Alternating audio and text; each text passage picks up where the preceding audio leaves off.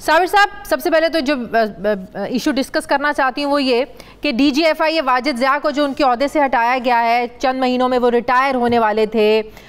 फिर आपको भी पता है पनामा केस की GIT में इनका जो रोल है, जिस पर नवाज शरीफ साहब को सज़ा हुई, इमरान खान साहब ने बड़ी तारीफ़ की थी इनकी।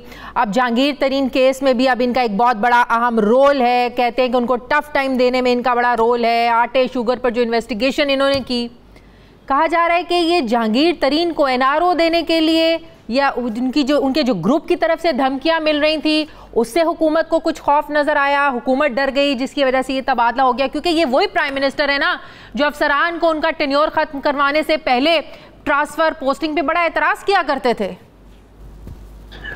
मेरा ख्याल है कि जो मेरे पास इत्तलात हैं जो आए हैं सनाउल्लाह अब्बासी साहब, अगर तो इसकी ये वजह मानी जाए तो फिर सनाउल्लाह अब्बासी साहब तो फिर वाजिद ज़िया साहब से ज़्यादा सख्त साबित होंगे, जो मेरी इत्तलात हैं। और वो IG KPK में थे और वहाँ पे वो बहुत अच्छा परफॉर्म कर रहे थे। और फिर अगली बात यह है कि बहुत ही उन्होंने एतमाद हासिल किया प्रोविंशियल गवर्नमेंट का, फेडरल गवर्नमेंट का, क्योंकि मौजूदा गवर्नमेंट ने ही उन्हें KPK में IG लगाया सनाउल्लाह अब्बासी साहब को। तो उनका जो इंतखाब है, इसका तो मतलब ये हुआ कि सनाउल्लाह अब्बासी साहब को DGFI लगाया गया है ताकि ये जाके मामलात पे मज़ीद गिरफ्त अपनी मजबूत करें। और वाजिद ज़िया साहब जिन्होंने रिटायर होना है कुछ अर्से के बाद, उनको कहा गया है कि आप ज़रा रेस्ट कर लें और आप अपने घर जाने की तैयारी करें। तो मुझे तो ये लगता है, क्योंकि मैं सनाउल्लाह अब्बासी साहब के बारे में कुछ थोड़ा बहुत जानता हूँ, KPK से भी मैंने आज चेक किया अपने दोस्तों से भी, तो उन्होंने कहा कि ये तो इंतखाब अगर इसको इस तनाजुर में लिया जा रहा है कि शायद कोई ढील दी जाएगी या इस तरह का काम, तो ये नहीं है, बल्कि सनाउल्लाह अब्बासी इस वक्त। लेकिन ऑलरेडी जो साबिर साहब एक अफसर एक इन्वेस्टिगेशन कर रहा है किसी मामले को लेकर, उसको पूरी हिस्ट्री का पता है, जांच पड़ताल वो सारी कर रहा है, तो बेहतर ये नहीं है कि वही इसको कंटिन्यू करे 4-5 महीनों में, जब भी उनकी वो ट्रांसफ़र होनी है, रिटायर होना है, उसके बाद इन मामलात को देख लेंगे। तो आपको लग रहा है फिर ये नॉर्मल रूटीन की ट्रांसफ़र पोस्टिंग है ये? देखिए, अगर तो डॉक्टर रिजवान को हटाया जाए तो समझ आती है, क्योंकि डायरेक्टर वो हैं और उन पे बहुत ज़्यादा कंसर्न थे JKT ग्रुप के। हाँ। और JKT के अपने कि डॉक्टर रिजवान साहब को जी यहाँ से हटाया जाए जो डायरेक्टर हैं। फिर उसके बाद न सिर्फ उनको हटाया बल्कि उनके साथ अबू बकर खुदाबख्श को लगा दिया।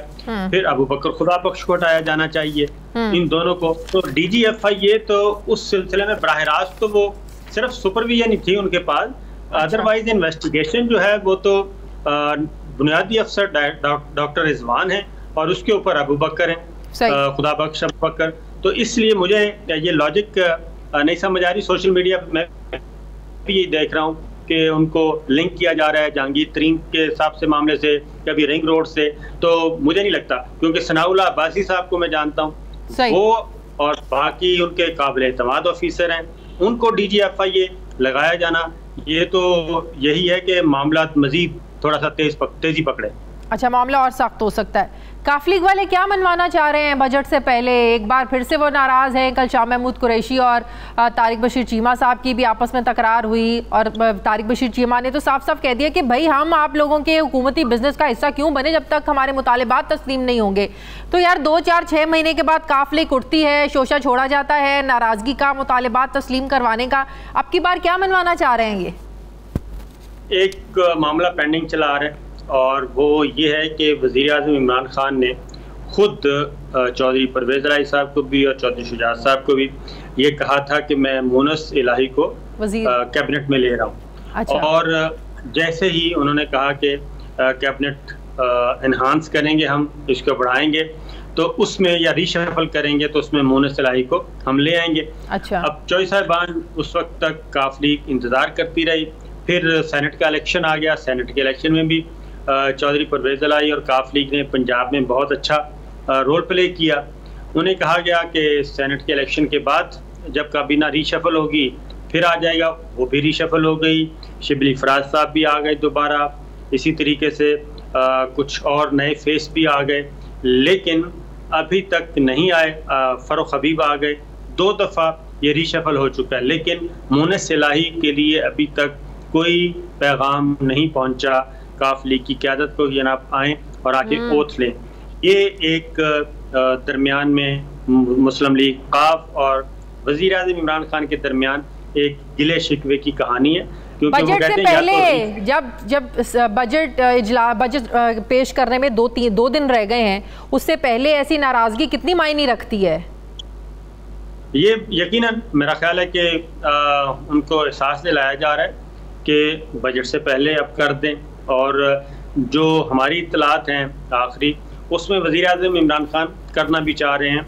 एक आध ये मोने सलाही के बारे में भी पॉजिटिव रिस्पांस था उनका कि इनको मैं शायद बजट से पहले इनको ले लूँ काबीना में, लेकिन जब तलखी बढ़ जाती है तो उसमें फिर मेरा ख्याल है कि चीज़ें कुछ डिले भी हो जाती हैं। लेकिन अब की बार काफ लीग का मेरा ख्याल है कि थोड़ा सा मामला संजीदा भी, अदरवाइज असद उमर साहब राब्ते में हैं उनसे, और बजट भी जो तैयार किया जा रहा है उसमें उनकी मुस्लिम लीग काफ के जो MNAs MPAs हैं उनकी स्कीमों को, उनके प्रोजेक्ट्स को भी एडजस्ट किया जा रहा है। लेकिन एक मामले पे इनकी गड़बड़ हो सकती है, और वो है मोने सलाही साहब को काबीना में ना लेना। MQM भी गड़बड़ पैदा कर सकती है, कह रहे हैं सिंध में गवर्नर राज लगाए, नहीं तो बजट में जो है ना वो वोट नहीं मिलेगा आपको। नहीं, मेरा ख्याल है कि इस वक्त सबसे ज़्यादा बड़ा ख़तरा सिर्फ एक ही जगह से हो सकता है, और वो है JKT ग्रुप। अगर तो JKT ग्रुप के साथ मामला अच्छे हो गए, क्योंकि JKT ग्रुप को कुछ भी करने की ज़रूरत नहीं है, अगर वो सिर्फ एब्सेंट ही हो जाते हैं तो यही बहुत बड़ा खतरा होगा। बीच में एक दिन रह गया है, तो एक दिन में क्या हो सकता है? अभी सिर्फ बजट पेश होना है अभी। हाँ।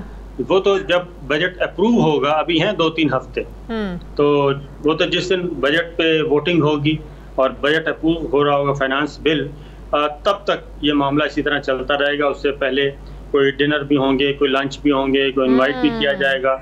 ये सारी गिले शिकवे, तो कोई गिव एंड टेक की सिचुएशन हो सकती है इन दिनों में। जी हाँ, 2-3 हफ्ते अभी बाकी हैं। बिल्कुल सही।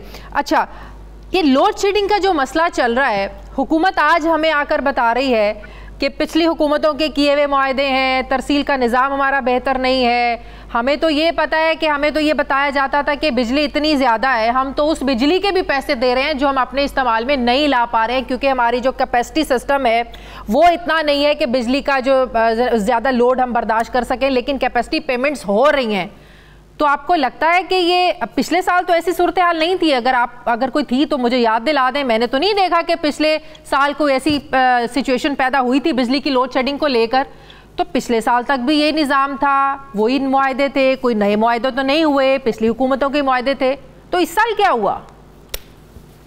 इस साल अभी जो आज भी मैंने चेक किया है वापरा पावर डिवीजन, उनका ख्याल है कि एक तो गर्मी यकदम बढ़ी है, और यकदम गर्मी बढ़ने से डिमांड बढ़ गई, और तकरीबन 1500 से 2000 मेगावाट का दरमियान में फ़र्क आ रहा है, और उसके लिए वो कोशिश कर रहे हैं। लेकिन मेरा ख्याल है कि गवर्नमेंट को अब ये बातें कहना छोड़ देनी चाहिए कि ये सारा कुछ पिछली गवर्नमेंट ने किया है, क्योंकि 3 साल आप लोगों को हो गए हैं। तो 3 साल के बाद ये बात नहीं कहनी चाहिए, बल्कि अब गवर्नमेंट की जिम्मेदारी है कि वो इन सारी चीज़ों को मैनेज करे। जून में भी गर्मी ना हो, ये तो आउट ऑफ क्वेश्चन सी बात लगती है। ये कहना कि गर्मी एकदम बढ़ गई है, भाई जून है, जून बताएगा तो सही कि गर्मी आ गई है। ये कहना कि एकदम लोड बढ़ गया, ये तो होमवर्क पहले होना चाहिए था ना, कि एकदम आपकी गर्मी बढ़ सकती है, मौसम बदल रहा है, तो आपको ये सारा सिस्टम अपना पहले पाइपलाइन में चीज़ें ठीक करनी चाहिए थी आपको।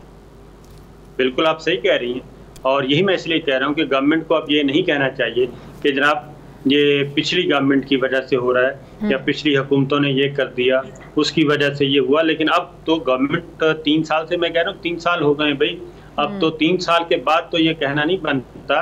अब तो वजीर जो हैं वो 0 मीटर जो थे वो भी अब माशाल्लाह से समझदार हो गए हैं। उनको चाहिए कि अपने अपने महकमों पे ग्रिप हो उनकी, और इस सारी सूरत हाल से आवाम को कम से कम आवाम ये सुनने के लिए तैयार नहीं है। नहीं तो ऑपोजिशन वाले डेस्क ही बजाते रहेंगे इनकी आपसी लड़ाइयों पे साबिर साहब।